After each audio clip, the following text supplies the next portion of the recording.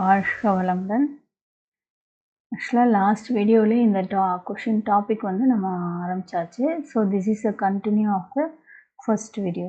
சரிங்களா? ஸோ இதில் என்ன டாபிக் எடுத்திருக்கோன்னு பார்த்தீங்கன்னா, பிஎட்டில் செகண்ட் செம் பெடகாகியில் 5th யூனிட்டில் ஒரு டாபிக் என்னென்னா, the construction of a standardised test. What is the construction of a or steps of a standardised test? தரப்படுத்தப்பட்ட தேர்வு நடத்துவதில் உள்ள படிநிலைகள் என்ன, அதர்வைஸ் கொள்கைகள் என்னன்னு கேட்கலாம்.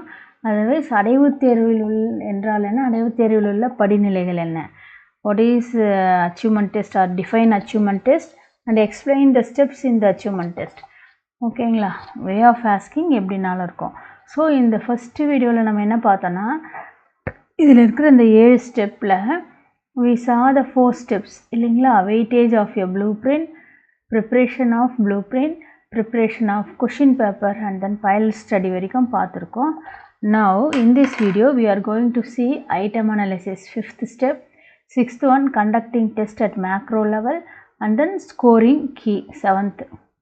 ஸோ இந்த 3 ஸ்டெப்ஸை நம்ம இந்த வீடியோவில் பார்க்க போகிறோம். ஓகேங்களா? shall we move? Okay,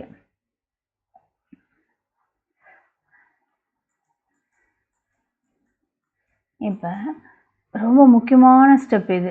question paper set பண்ணுறதுல வந்து ரொம்ப முக்கியமான ஸ்டெப். ஓகே, ஒரு டெஸ்ட் வைக்கிறோன்னா கண்டிப்பாக வந்து ஐட்டம் அனாலிசிஸ் இருக்கணும். அப்போ தான் அது வந்து ஒரு ப்ராப்பரான குட் ஸ்டாண்டர்டைஸ்டு டெஸ்ட்டாக இருக்க முடியும். சரிங்களா? ஸோ வினா பகுப்பாய்வு, ஐட்டம் அனாலிசிஸ்னால் என்னன்னு பார்க்கலாம். அதாவது தேர்வு உருப்படி பகுப்பாய்வு. தேர்வு உருப்படினா இங்கே என்ன, அந்த ஒவ்வொரு கொஷினுமே தேர்வு உருப்படி தான், அந்த வினாக்கள்லாம். ஓகேங்களா? இது வந்து பார்த்திங்கன்னா ஒரு புள்ளி விவரப்படி நம்ம பகுப்பாய்வு செய்யணும். ஒவ்வொரு விஷயத்துலேயுமே பாருங்கள், ஐட்டம் அனாலிசிஸ்ன்றது என்னென்னா, இதில் 3 ஸ்டெப்ஸ் இருக்குது. சரிங்களா? இது ஆக்சுவலாக என்னன்னு பார்த்தா, after a pilot study we are going to see the what is that item analysis in the standardised test. Standardised டெஸ்ட்டில் ஆஃப்டர் த பைலட் ஸ்டடி எது வருது? ஐட்டம் அனாலிசிஸ், வினா பகுப்பாய்வு வருகிறது. சரிங்களா? இதில் பார்த்தீங்கன்னா ஒரு 3 ஸ்டெப்ஸ் இருக்குது. Okay, 3 steps. What are the 3 steps அப்படின்னு பார்த்தீங்கன்னா, கடினத்தன்மையை அளத்தல். அதாவது டிஃபிகல்ட்டி லெவலில் வி ஆர் சர்ச்சிங், அனலைஸ் பண்ணுறோம். எதனுடைய கடினத்தன்மை? அந்த கொஷினோட கடினத்தன்மை.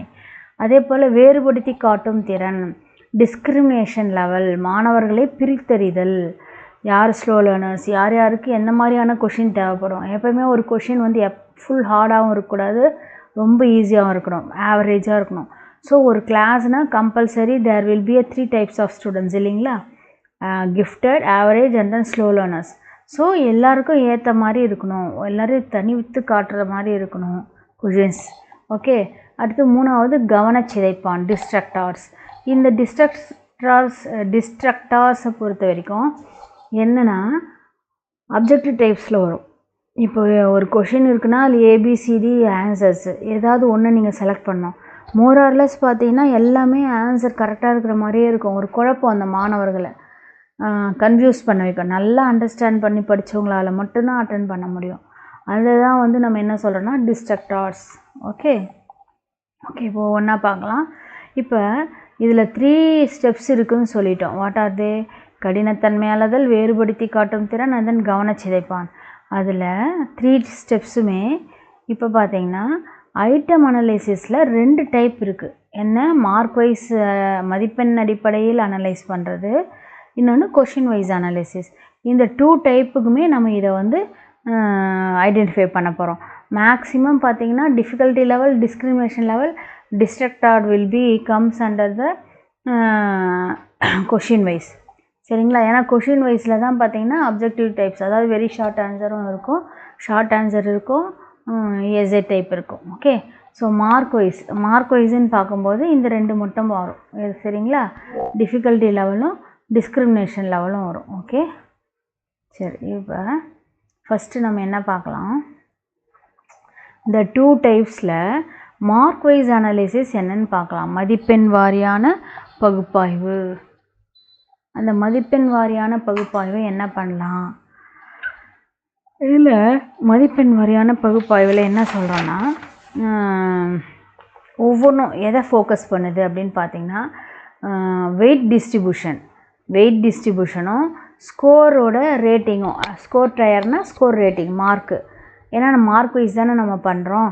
ஸோ அவங்க வாங்கின மார்க்கை வச்சு ஸ்கோரிங் ரேட்டை வச்சு ஸ்கோரிங் டயரை வச்சு அதனுடைய வெயிட்டேஜ் எப்படி டிஸ்ட்ரிபியூட் ஆகிருக்கு அப்படின்றத பார்க்குறோம். அதுதான் வந்து மதிப்பெண் வாரியான பகுப்பாய்வு. சரிங்க. அப்போ இதில் என்ன மாதிரியான இது இருக்கும் அனலைஸ் பண்ணலான்னா, அப்போ வந்து மாணவர்களோட பெர்ஃபார்மன்ஸும் மாணவர்களின் செயல்திறன் student performance and then question இதை பேஸ் பண்ணி தான் வந்து அந்த மதிப்பெண் மாணவர்கள் எடுக்கக்கூடிய மதிப்பெண்ணை பேஸ் பண்ணி தான் நம்ம வந்து என்ன பண்ண போகிறோம், அந்த மதிப்பெண் மற்றும் மாணவர்கள் செயல்திறனை ஒப்பிடுறோம் இங்கே இந்த இடத்துல. சரிங்களா. ஆக்சுவலாக பார்த்தீங்கன்னா 5 மார்க் கொஷின் வந்து அந்த மாணவர் வந்து ஆழமாக அண்டர்ஸ்டாண்ட் பண்ணியிருந்தால் அந்த கான்செப்டை அவங்க நல்லா புரிதல் இருந்தால் they can get good mark. அதே வந்து 1 மார்க் டைப்பில் வந்து அப்படி கிடையாது. நம்ம என்ன தெரிஞ்சிட்டோமோ அதை நம்ம சொல்லுவோம் இல்லையா, அப்படியே படித்தது எடுத்துன்னு போய் வாமிட் பண்ணுறது எக்ஸாம்லன்னு, அண்டர்ஸ்டாண்டே பண்ணாத ஏதோ உருட்டு போட்டு மனப்பாடம் பண்ணி அதை அப்படியே வாமிட் பண்ணுறது, அது மோரார்லெஸ் என்னென்னா அண்டர்ஸ்டாண்ட் பண்ணிக்காத ஸ்லோ லேர்னர்ஸ். ஆனால் அப்ஜெக்டிவ் டைப்ஸை பொறுத்த வரைக்கும் நம்மளுக்கு வந்து ஒன் வேர்டாக தானே இருக்கும். ஸோ அந்த knowledge there we are acquiring the knowledge. சரிங்களா. ஸோ அந்த கிடைத்த நாலேஜை வந்து நம்ம அப்படியே சொல்கிறது, define, fill up, true or false, டைரெக்டாக இருக்கும் அந்த ஆன்சர்ஸ் அப்படியே. அந்த மாதிரி இருக்கிறது தான் 1 மார்க் கொஷினில் வரும். ஓகே. அடுத்து இப்போ பாருங்கள், மாணவர்களை வந்து நம்ம எழுதிக்கிறோம் நேமை அசெண்டிங்கிலோ டிசெண்டிங்கிலோ எழுதிட்டு அவங்களோட மார்க்கை எழுதிக்கிறோம். எழுதின பிறகு அந்த 20 மாணவர்கள் இருக்கிறாங்கன்னு வச்சிங்களேன், அவங்க 20 மாணவர்களை ஏறு வரிசையில் எழுதி 2 குரூப்பாக பிரிச்சுக்கிறோம் 50-50.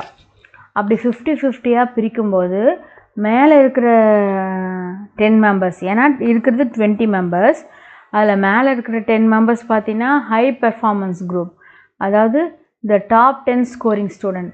ஒரு கொஷினில் டாப் மார்க் அதிக மதிப்பெண் எடுத்தவர்கள் அப்படியே அசெண்டிங் ஆர்டரில் வரும். இப்போ 10 மார்க் கொஷின்னு வச்சிங்களேன், அதில் வந்து 9 மார்க் எடுத்திருப்பான், 8 மார்க் எடுத்திருப்பான், 9 எடுத்திருப்பான் நிறைய, அப்புறம் 7, அந்த மாதிரி அசெண்டிங் ஆர்டர்லேயோ டிசெண்டிங் ஆர்டர்லையோ எழுதிக்கிறோம். அப்போ கீழே இருக்கிறவங்க அந்த 10 மார்க்கில் வந்து ஒரு சிலர் 2 தான் எடுத்திருப்பாங்க, ஒரு சிலர் வந்து ஒன்றுமே எடுத்துருக்க மாட்டாங்க, எழுதியிருக்க மாட்டாங்க.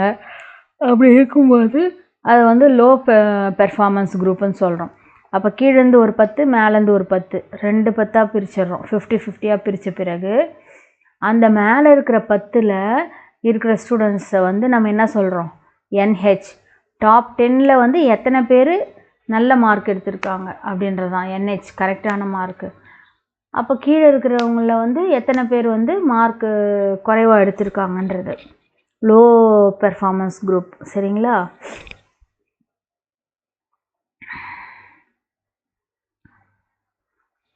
இதில் பாருங்கள், டிஃபிகல்ட்டி இண்டெக்ஸ் P என்ன சொல்கிறேன்னா, the correct response by total what is that student. சரிங்களா. டோட்டல் நம்பர் ஆஃப் ஸ்டூடெண்ட்ஸ் நம்ம எவ்வளோ எடுத்திருக்கோம், 20 பேர் எடுத்திருக்கோமா, 20 ஸ்டூடெண்ட்ஸ்.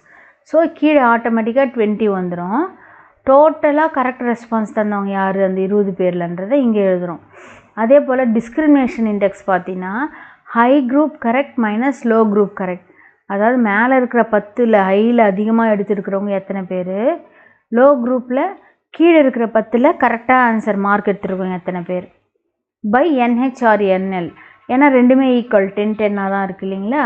ஸோ இப்போ மேலே இருக்கிற 10ல் ஒரு 6 பேர் கரெக்ட் ஆன்சர் எழுதியிருக்காங்கன்னா 6 மைனஸ் கீழே இருக்கிற 10 லோ பீப்புள்ஸ், அதாவது ஸ்லோ லேர்னர்ஸில் ஒரு 2 பேர் தான் எழுதியிருப்பாங்க. அப்போ 6 - 2/10 கரெக்டுங்களா. 6 - 2/10 பாருங்கள். இப்போ எக்ஸாம்பிள் இது இன்னொன்று வந்து பாருங்கள். ஸோ இதில் என்ன, ஒரு 5 மார்க் கொஷின் எடுத்துக்கிறோம். அதில் 9 பேர் வந்து 10ல் 9 பேர் ஃபுல் மார்க் எடுத்திருக்காங்க. லோ குரூப் ரிசல்ட்டில் பார்த்தீங்கன்னா 3 out of 10 students full mark எடுத்திருக்காங்க. சரிங்களா. அப்போ டோட்டல் கரெக்ட் ரெஸ்பான்ஸ் எவ்வளோ, 9 + 3. Okay, 9 + 3 12/20. 20 is the total number of students. So இதை சுருக்கி போட்டுடுறோம் ஷார்ட் அவுட் பண்ணி. அதுக்கடுத்து டிஸ்கிரிமினேஷன் பார்க்கும்போது என்னென்னா high group correct minus low group correct by NH or NL. வேறுபடுத்தி பார்க்குறது இதுக்கும் அதுக்கு எவ்வளோ டிஃப்ரென்ஸுன்னு. அப்போ என்ன வருது 9ல் 3 போனால் பை 10 போடும்போது 0.06. ஓகே மோரலஸ் அதுவும் ரெண்டும் ஒன்றா தான் வருது. அப்போ இந்த ரெண்டு ரிசல்ட்டையும் இந்த ரிசல்ட்டையும் அதாவது டிஃபிகல்ட்டி இண்டெக்ஸையும் டிஸ்கிரிமினேஷன் இண்டெக்ஸையும் பார்த்து அனலைஸ் பண்ணணும். என்னென்னு எ டிஃபிகல்ட்டி ஆஃப் 0.6 இஸ் ஐடியல், அதாவது எ டிஸ்கிரிமினேஷன் வேல்யூ 0.6 இஸ் எக்ஸலண்ட். ஏன் இது ஐடியல் இது எக்ஸலண்ட்றாங்கன்னா இதில் என்ன புரியுது நம்மளுக்கு அப்படின்னா ஹை வேல்யூ வந்து 5 மார்க்கில் சக்ஸஸ்ஃபுல்லாக separated the students who mastered material from those who suggested. அதாவது வெர்டிக் இதனுடைய ரூல் என்ன சொல்லுது, இந்த ரூல் வந்து என்ன இதுலேருந்து ஐடென்டிஃபை பண்ண முடியுது நம்மளால் ஜட்ஜ் பண்ண முடியுதுன்னு பார்த்தீங்கன்னா இந்த கொஷின் வந்து 0.6 வருது. அப்போ இது எக்ஸலண்ட், இதை வச்சுக்கலாம், இந்த கொஷினில் எந்த சேஞ்சஸும் பண்ண தேவையில்ல அப்படி மார்க் வைஸ் வச்சு சொல்கிறது. சரிங்களா, இது மிகச்சிறந்த கேள்வி. அதாவது கருத்தை நல்லா புரிஞ்சுட்டு நிறைய பேர் மார்க் எடுத்திருக்காங்க. ஸோ அப்போ 20ல் எத்தனை பேர் எடுத்திருக்காங்கன்னும் போது அது வந்து குட் கொஷின் தான், அதை மாற்ற தேவையில்லை. அதே இப்போ இருங்க 1 மார்க் கொஷினில் ஹை குரூப் அதே 20 பிரிக்கிறோம், 10 பிரிக்கிறோம். எல்லாருமே கரெக்டான ஆன்சர் 20 ஸ்டூடெண்ட்ஸும். ஸோ 10 + 10 20, அப்போ 1 வருது. ஸோ எல்லாருமே அட்டன் பண்ணியிருக்காங்க 1 வருதுன்னா ரொம்ப ஈஸியாக இருக்குது அந்த கொஷின். அதே போல் 10 - 10 0 வருது. நோ டிஸ்கிரிமினேஷன், பாகுபடுத்தும் திறன் இல்லை. இந்த இடத்துல வந்து வேறுபடுத்தியே காட்டல, யார் அண்டர்ஸ்டாண்ட் பண்ணி படிச்சிருக்காங்க யார் அண்டர்ஸ்டாண்ட் பண்ணாத ஏன்னா ரொம்ப ஈஸியான கொஷின், யார் ஒன்றாலும் அட்டன் பண்ணலாம். அப்போ இந்த கொஷினோட பேஸு பாருங்கள், இது அனலைஸ் பண்ணதில் என்ன கிடைக்குது, பியூடியும் டூ ஈஸி நோ டிஸ்கிரிமினேஷன் போது இது ஒரு bad question. It does not help to find out who studied well. இந்த ரிசல்ட்டை வச்சு இந்த கொஷினோட ரிசல்ட்டை வச்சு யார் நல்லா படித்தாங்கன்னு நம்மளால் சொல்ல முடியாது. இது வந்து தவறான கேள்வி. அப்போ வந்து இந்த அனலைஸில் என்ன தெரிஞ்சிட்டோம், we have to change the question, we have to remove the question. சரிங்களா, அதுக்கு தான் நம்மளுக்கு வந்து பார்த்திங்கன்னா இங்கே என்ன கொடுத்துருக்காங்க பாருங்கள், இதை வந்து நீங்கள் மனப்பாடம் பண்ணிவிடுங்க. ஸோ இதுலேருந்தே கூட உங்களுக்கு அப்ஜெக்டிவ் டைப்ஸ் 1 மார்க்கில் கேட்க வாய்ப்பு இருக்குது. என்னென்னா டிஃபிகல்ட்டி லெவல் வந்து correct answer by total student. So good ரேஞ்சாக இருந்தால் 0.3லேருந்து 0.7 வரைக்கும் வந்தால் குட் ரேஞ்ச். சரிங்களா, ஆக்ஷன் நீடட் இஃப் பேட், எப்போ பேடாக இருக்குன்னா அந்த பி வேல்யூ வந்து greater than 0.85, டூ ஈஸி. அப்போ டூ ஈஸினா இன்க்ரீஸ் காம்ப்ளிசிட்டி, அந்த இடத்துல வந்து கொஞ்சம் கடினத்தன்மையை ஏற்படுத்தணும். அப்போ வந்து அந்த சேஞ்ச் பண்ணணும் கொஷினை. ஆனால் 3 to 7 இருந்தால் good range. So we don't want to change the question. சரிங்களா, சரி. அப்படி டிஸ்கிரிமினேஷனில் பாருங்கள், correct answer highest correct answers minus lowest correct answer by group total number of students சொல்லும்போது அபவ் 0.3 இருந்தால் அபவ் 0.3க்கு மேலே போனால் good range. Otherwise if less than 0.15 இருந்தால் question might be confusing, have to correct the question. அப்போ question வந்து கன்ஃபியூஸாக இருக்குது, குழப்பத்தன்மையாக இருக்குது, அதனால் அந்த கொஷினை நம்ம மாற்றணும். ஓகே, அப்படின்ற முடிவுக்கு வரோம்.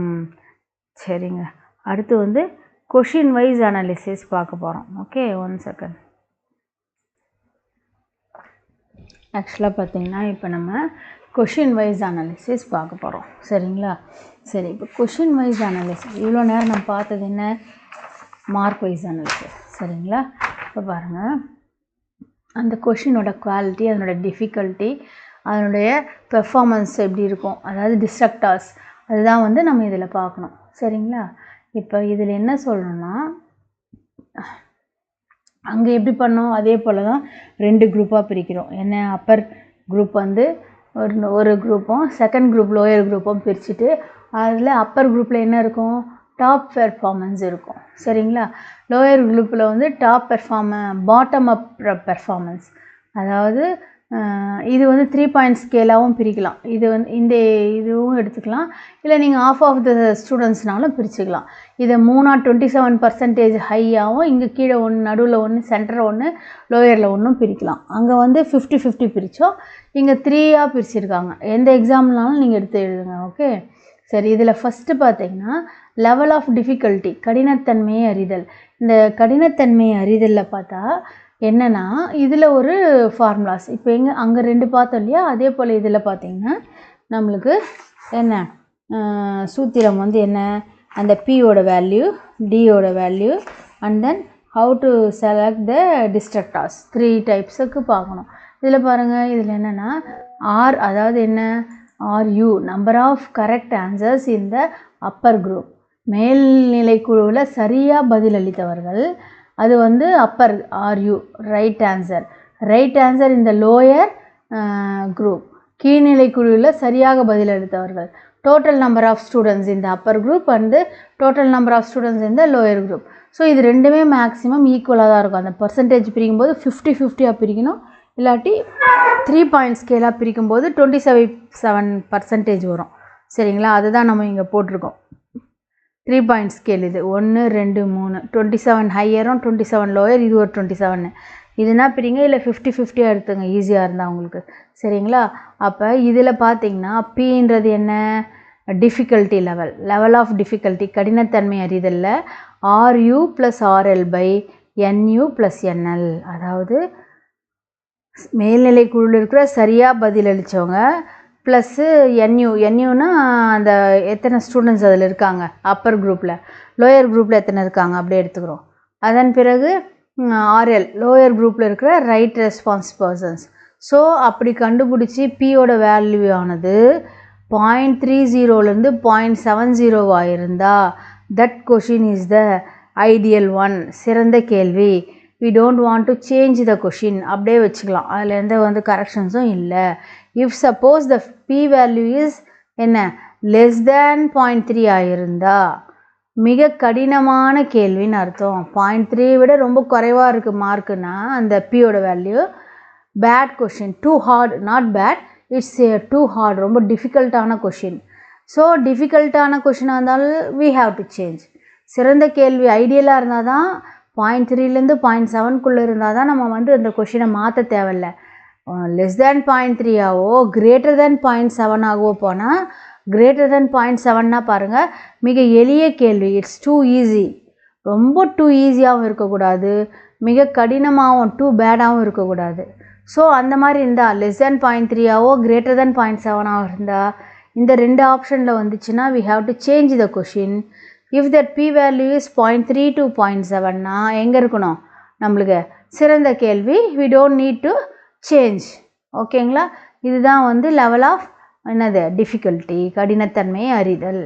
சரிங்க, அடுத்து பாருங்கள் லெவல் ஆஃப் டிஸ்கிரிமினேஷன், வேறுபடுத்தி அறிதல். என்னென்னா ஒரு கொஷினோட ஆர்யூ மைனஸ் ஆர்எல் பை என்யூ, ஆர்யூவும் என்யூவும் என்எல்லும் ஈக்குவலாக தான் இருக்கும் இல்லையா. அப்போ ஆர்யூ மைனஸ் ஆர்எல் திறமையான மாணவர்களையும் படிக்காத மாணவர்களும் ஒரே கேள்வி எப்படி பிரித்தறிகிறார்கள் என்பதை கண்டுபிடிக்கிறதுக்கான ஒரு என்னது இது வேறுபடுத்தி அறிதல், லெவல் ஆஃப் டிஸ்கிரிமினேஷன். திறமையான மாணவர்களையும் அறிதல் திறன் குறைவாக உள்ள மாணவர்களையும், அதாவது என்ன சொல்லலாம், கிஃப்டட் அண்ட் தென் ஸ்லோ லேர்னர்ஸை பிரித்து காட்டக்கூடிய ஒரு கேள்வி இது. இதில் எப்படின்னா டியோட வேல்யூ வந்து கிரேட்டர் தென் 0.4 இருந்தால் அந்த கேள்வியானது மிகச்சிறந்த கொஷின். ஓகே இல்லையா, அது லெஸ் தேன் 0.2 இருக்குன்னா கேள்வி நீக்க வேண்டும் இல்லை மாற்ற வேண்டும், 2 தான் இதில். கிரேட்டர் தேன் 0.4 இருந்தால் question super, don't change the question. If it is the D values less than 0.2 compulsory we have to change the question. ஓகேங்களா, ஓகே. அப்போ பாருங்கள் ஒரு எக்ஸாம்பிள் கொடுத்துருக்காங்க. 100 ஸ்டூடெண்ட்ஸில் 50-50 பிரிச்சுக்கிறாங்க NU NL. அந்த NUவில் 50ல் 42 ஸ்டூடெண்ட்ஸ் கரெக்ட் ஆன்சர் கொடுத்துருக்காங்க. NL லோயரில் வந்து 50ல் 18 தான் கொடுத்துருக்காங்க. ஸோ இப்போ இந்த P வேல்யூ டி வேல்யூ கண்டுபிடிச்சா இது 0.6 வருது. மிதமான கடினத்தன்மை, ஐடியல், டிஃபிகல்ட்டி வெரி லெவல் தான். கடினத்தன்மை எப்படி இருக்குன்னா ரொம்ப மிதமாக இருக்குது. அதே டி பார்த்தீங்கன்னா 0.48 வருது. சிறப்பாக வேறுபடுத்தி காட்டுது. ஏன் சிறப்பாக வேறுபடுத்தி காட்டுதுன்றோம்? 0.48 வந்து greater than 0.4. ஸோ மிக தேர்ந்த கேள்வி, நம்ம எக்ஸலண்ட் ஆனது. So there is no need to change the question.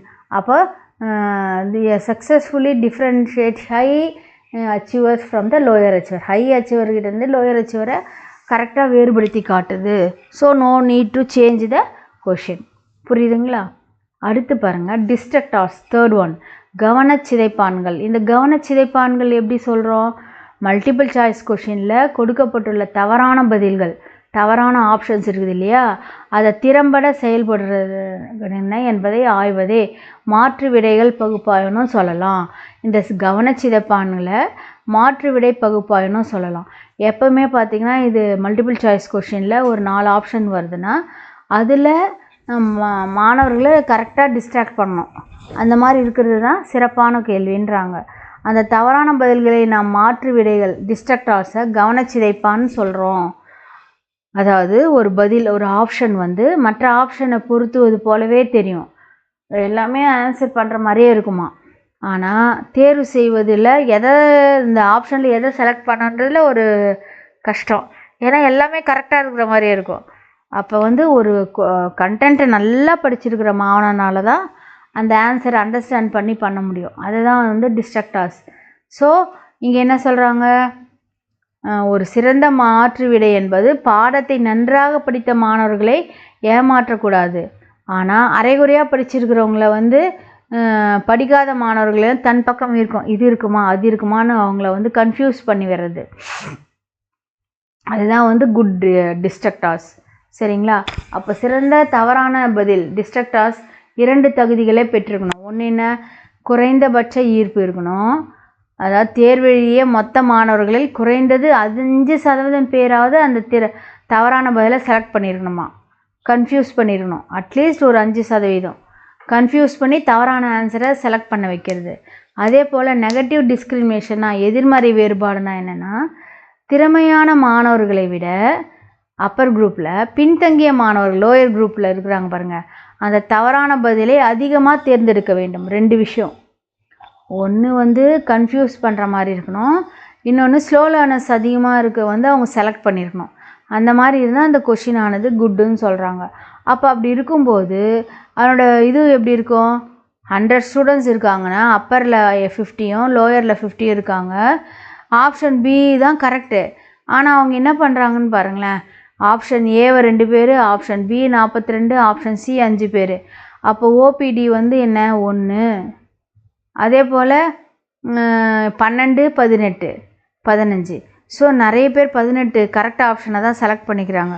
அப்போ வந்து டிஸ்ட்ரக்டார் வந்து 5 இல்லையா? எப்படி நம்ம சொல்கிறோம்? ஓகே. அப்போ வந்து 14, 60, 26. அப்போ தவறான பதில் வந்து என்ன? ஆப்ஷன் 1னா 14% மாணவர்கள் தேர்வு செய்துள்ளனர். அதாவது 5% விட இதிலும் மேலும் மேல்நிலை குழுவில் வந்து 2, கீழ்நிலை குழுவில் வந்து அதிக தேர்வு செய்துள்ளனர். அப்போ மிகச்சிறந்த மாற்று விடை இது. தவறான பதில் எத்தனை பேர் பண்ணியிருக்காங்க? 20% மாணவர்கள் தேர்வு செய்துள்ளனர்.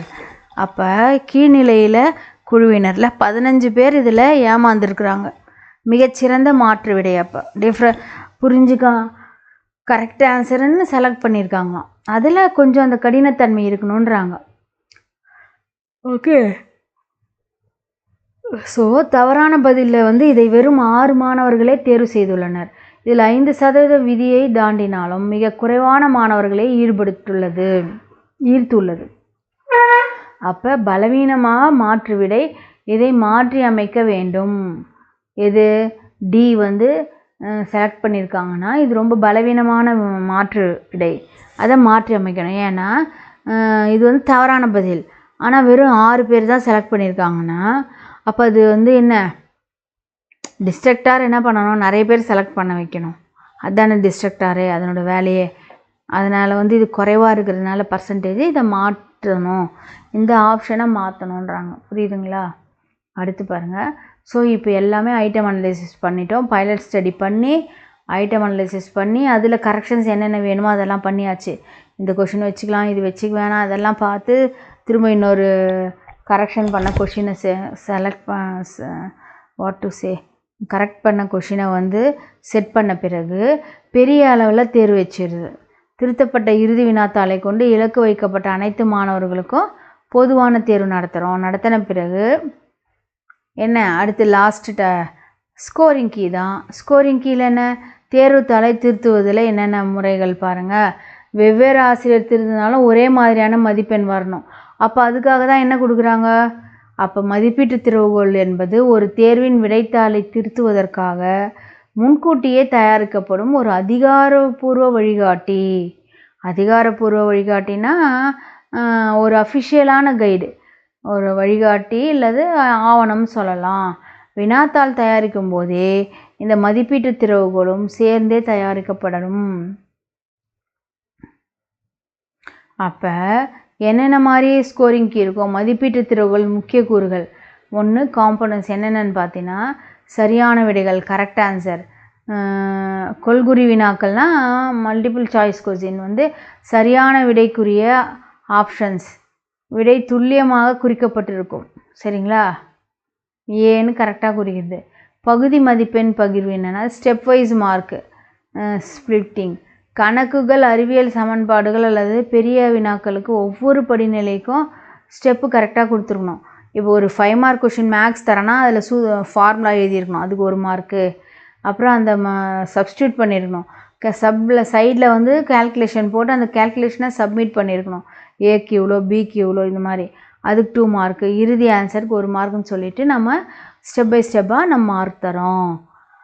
அடுத்து முக்கிய வார்த்தை கீவேர்டு என்ன? ஒரு 10 மார்க்கோ 5 மார்க் கொஷின் இருக்குன்னா அதில் கீவேர்ட்ஸ் நான் எப்போவுமே சொல்லுவேன். என்ன சொல்லுவேன் உங்களுக்கு, அந்த கீவேர்ட்ஸ்லாம் தமிழ் இங்கிலீஷ் ரெண்டுத்துலேயுமே எழுதுங்கம்மா, அப்போ தான் மார்க் கெயின் பண்ணுறதுக்கு ஈஸியாக இருக்கும்னு சொல்லுவேன். தமிழில் எழுதுகிறவங்க மேடம்னா நீ தமிழில் எழுதினாலுமே you have to know the English word. அந்த வார்த்தைக்கு தேவையான இங்கிலீஷ் வேர்டும் தெரிஞ்சுக்குங்க. அந்த மாதிரி அந்த கீவேர்ட்ஸ் ஹைலைட் பண்ணி எழுதும்போது we will get more mark also. So அந்த கீவேர்ட்ஸை வந்து என்னென்ன கீவேர்ட்ஸ் அந்த விடைத்தாளில் என்னென்ன முக்கியமான கீவேர்ட்ஸ் இதெல்லாம் இருந்தால் நீங்கள் இவ்வளோ மார்க் போடலாம் அப்படின்ட்டு ஸ்கோரிங் கீயில் சொல்கிறது. அடுத்து மாற்று விடைகள், ஆல்டர்னேட்டிவ் ஆன்சர் என்னென்னா ஒரு கேள்விக்கு ஒன்றுக்கு மேற்பட்ட சரியான விடைகள், விளக்கங்கள் இருக்க வாய்ப்பு இருந்தால் அந்த மாற்று விடைகளுக்கு இதில் சேர்க்கப்பட்டிருக்கும். சரிங்களா, அதாவது விளக்கங்கள் இருந்தால் அந்த மாற்று விடைகள் இதில் கண்டிப்பாக சேர்த்துக்கணும். அதாவது எக்ஸாம்பிள் பாருங்களேன், ஒரு செவ்வகத்தின் நீளம் 5, அகலம் 4 சென்டிமீட்டர், அதன் பரப்பளவை காண்க. இப்போ செவ்வகத்தின் பரப்பளவு சூத்திரம் ஏதாச்சு ஃபார்முலா, மதிப்பு என்னன்னு எல்லுனா எவ்வளோ, பினா என்னன்னு சப்ஸ்டியூட் பண்ணிடுறோம். ஸோ ஏ ஈக்குவல்ட்டுன்னு வந்துடுச்சு. சரியான இறுதி விடை 20 அதாவது பாருங்களேன் சதுர சென்டிமீட்டர் சென்டிமீட்டர் ஸ்கொயர். அது இந்த அலகு எழுதுனா அதுக்கு 1 மார்க்கு, அரை மார்க் கூட குறைச்சிடலாம். எழுதலைன்னா அதுக்கு ஒரு அரை மார்க் குறைக்கலாம். சரிங்களா, ஒரு ஆஃப் த மார்க் வந்து என்ன பண்ணலாம், குறைக்கலாம். அதுதான் வந்து இங்கே ஆல்டர்னேட்டிவ் ஆன்சர்ஸ் சொல்லும்போது இதில் ஸ்டெப் பை ஸ்டெப்பாக இது பாரு, இதுக்கு 3 மார்க்கு, இதுக்கு 1 மார்க்கு, இதுக்கு அதாவது 3 mark question, excuse me 1 mark 1 mark 1 mark எப்படி பிரிக்கிறோன்றது தான் இது. சரிங்களா, ஸ்கோரிங்க்கு. அப்போ வந்து சென்டிமீட்டர் ஸ்கொயர் எழுதலைன்னா அதுக்கு ஒரு ஆஃப் த மார்க்கு நம்ம ரெடியூஸ் பண்ணிக்கலாம். சரிங்களா, இதுதான் வந்து ஸ்கோரிங் கீயோட மெத்தட். ஸோ நம்ம ஃபுல்லாக இன்றைக்கி பார்த்துட்டோம். இந்த என்ன பார்த்தோம், ஒரு டாப்பிக்கு கண்டக்டிங் ஏ ஸ்டாண்டர்டைஸ் டெஸ்ட்டில் இருக்கிற ஸ்டெப்ஸை பார்த்தாச்சு. There are 7 steps. இந்த 7 ஸ்டெப்ஸை நல்லா தெளிவாக புரிஞ்சுக்குங்க. அந்த 7 ஸ்டெப்ஸில் வந்து எது எது உங்களுக்கு வேறு கொஷின்லாம் கேட்கலாம், 10 மார்க்கில் 5 மார்க்கில் எது எது வருன்றதையும் நான் சொல்லிட்டேன் இல்லைங்களா. ஸோ இதில் பார்த்திங்கன்னா அந்த 7 ஸ்டெப்ஸில் என்னென்ன சொன்னேன், இருங்க அந்த பேஜ் எடுத்துக்கலாம், அப்போ தான் உங்களுக்கு ஈஸியாக இருக்கும். Weightage of a blueprint, preparation of a blueprint, இந்த 2 ஸ்டெப்பும் பார்த்திங்கன்னா steps in preparing blueprint. அதே போல் ஐட்டம் அனலைசிஸ் வந்து பார்த்தா அது தனியாக ஒரு கேள்வியாக கேட்கலாம். ஓகே, இது ஒரு 10 மார்க்கு, இது ஒரு 10 மார்க்கு, அதர்வைஸ் அப்படியே சேர்த்து ஃபுல்லாக இந்த கண்டக்டிங் ஸ்டாண்டர்டைஸ் டெஸ்ட்டோட ஸ்டெப்புன்னா இந்த 7 ஸ்டெப்பும் எழுதணும். ஒவ்வொன்றும் ஒரு half ஆஃப் த பேஜ் எழுதுங்க, சரியாக போய்டும். ஒரு 5.5 பக்கம் வந்துடும். சரிங்களா? ஸோ இந்த டாபிக் இன்றைக்கி முடியுது. So we will meet in the next video. வாழ்க வளமுடன்.